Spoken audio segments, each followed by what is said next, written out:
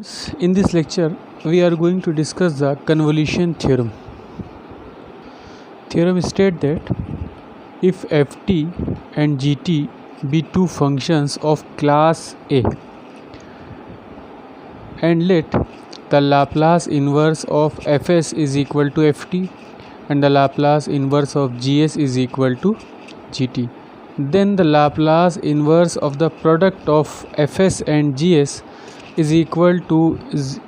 integration 0 to t fx g of t minus x dx. आइए इसका proof देख ले. And we shall prove that the Laplace of this part, this is equal to 0 to t f of fx g of t minus x dx, this is equal to fs into gs. अगर हम ये proof कर ले तो हमको पता है कि इसका इन्वर्स लेंगे तो हमें ये मिल जाएगा, तो जो हमारी थ्योरम है वो हमको मिल जाएगी अगर हम ये प्रूफ कर ले. तो नाउ स्टार्ट. अगर इसमें लाप्लास ट्रांसफॉर्म लगाए तो by the definition of Laplace transform this is equal to 0 to infinity t is equal to 0 to infinity e to the power minus st ft हमारा ये पूरा इंटीग्रल है 0 to t, this is x is equal to 0 to t f of x g of t minus x dx, और उसके बाद ये पूरा आपका dt. Now we can write this is equal to t is equal to 0 to infinity and x is equal to 0 to t e to the power minus st into fx g of t minus x dx and dt.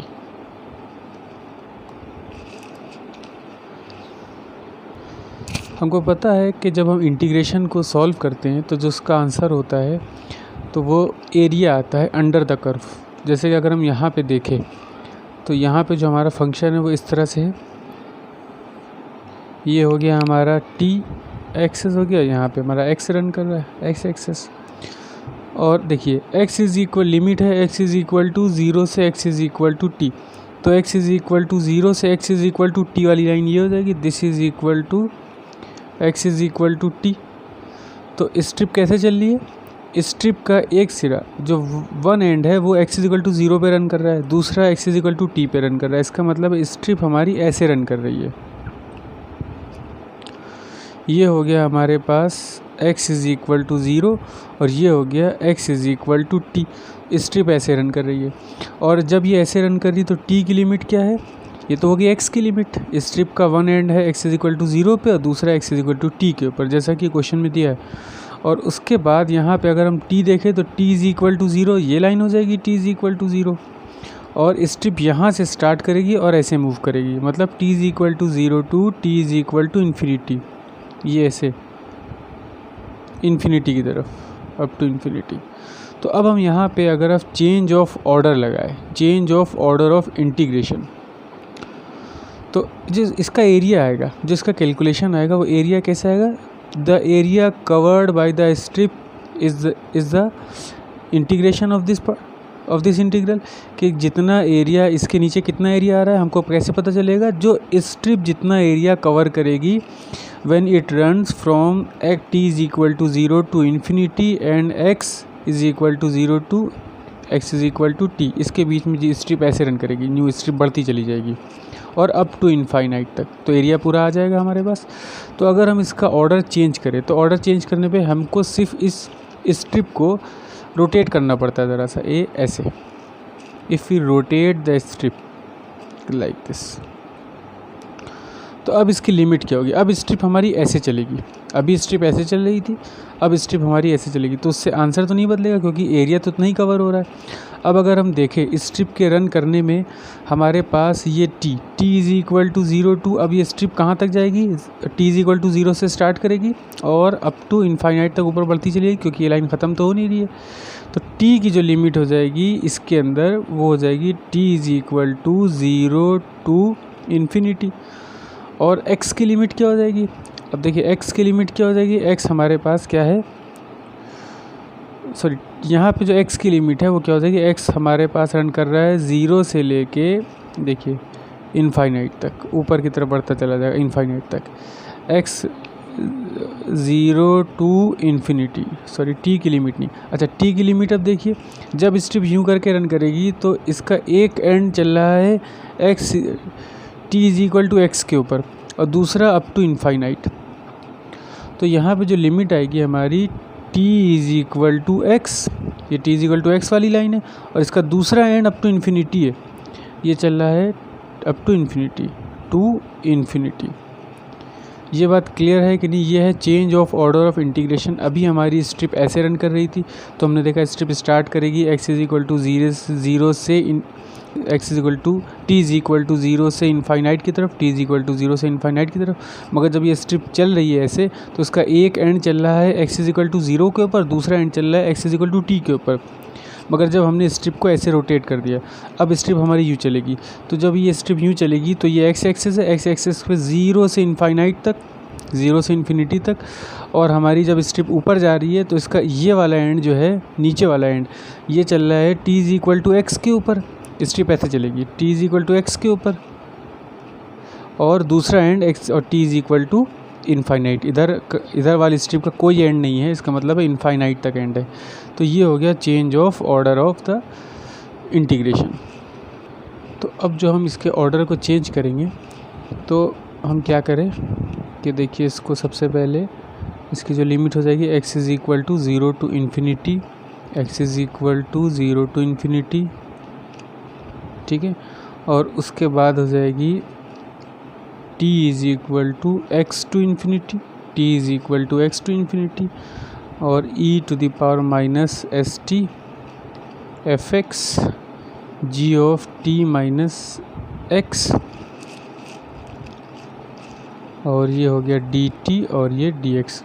हमको पता है हमको किसके respect में पहले integrate करना है। यहाँ पे अगर हम देखें तो हमको इसमें सबसे पहले x के रिस्पेक्ट में इंटीग्रेट करना था। क्यों? क्योंकि x की लिमिट में हमको वेरिएबल दिख रहा है, तो जिसकी लिमिट में वेरिएबल होता है हम उसको पहले इंटीग्रेट करते हैं। तो उसी तरह से यहाँ पे भी देखिए अब हमको t की लिमिट में वेरिएबल दिख रहा है, t is equal to x, तो अब पहले t के रिस्पेक्ट में करेंगे, तो हमने अब ऑर्डर को चेंज कर लिया। तो अब now if we multiply and divide by e to the power minus s x, और ये एफ एक्स है, ये तो इंटीग्रेशन से बाहर आ सकता है, फ्री फ्रॉम t है, तो ये हो गया एफ ऑफ एक्स, उसके बाद ये हो गया t is equal to x to infinity, और हमने e to the minus s से मल्टीप्लाई कराया है तो हम उससे डिवाइड भी कराएंगे, तो ये हो जाएगा e to the power s x और e to the power minus का s t g of t minus x d t, और उसके बाद ये हो गया हमारे पास ये डी एक्स, ठीक है। अब अगर हम इसको देखें तो लिखा है this is equal to x is equal to 0 to infinity e to the power minus s x f x t is equal to x to infinity e to the power, अगर हम देखें तो ये माइनस का t minus x of s, minus का s common ले ले, x minus t minus x, और g of t minus x d t, और ये हो गया डी एक्स।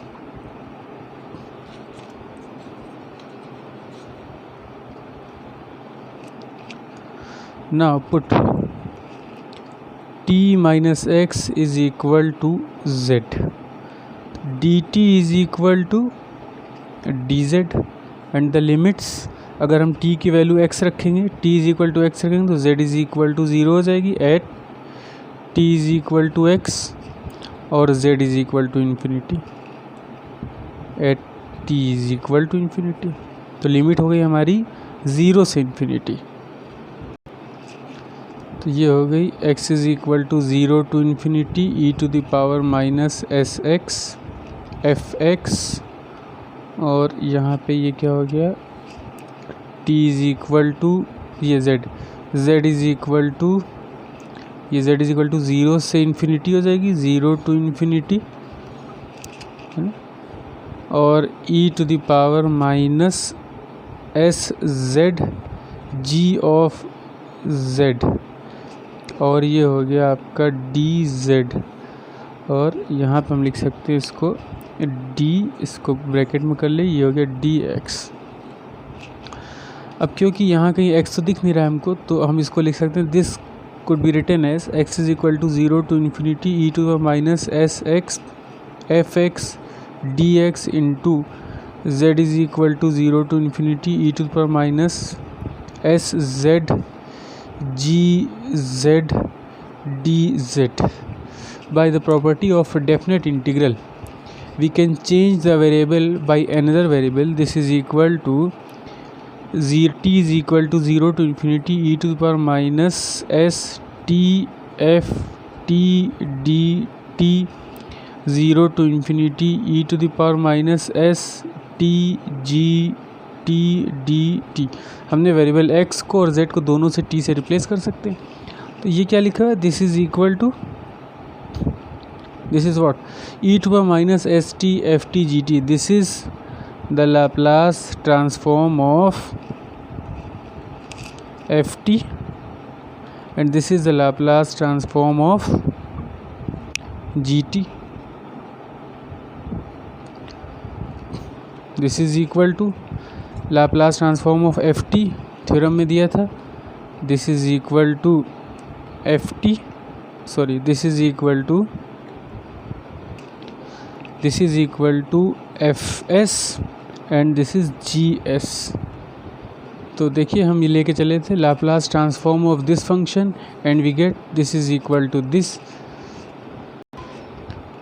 इम्प्लाइज, इसको ये आ गया, दिस इम्प्लाइज इन्वर्स अगर हम ले लें तो Laplace inverse of f s into g s, this is equal to integration 0 to t f of x g t minus x d x. This is the proof of convolution theorem, और इस पे based कुछ questions हैं जिनको हम लोग next video में cover करेंगे। If you like the video please share the video, like my channel and subscribe my channel and bell icon को ज़रूर प्रेस करें। Thank you.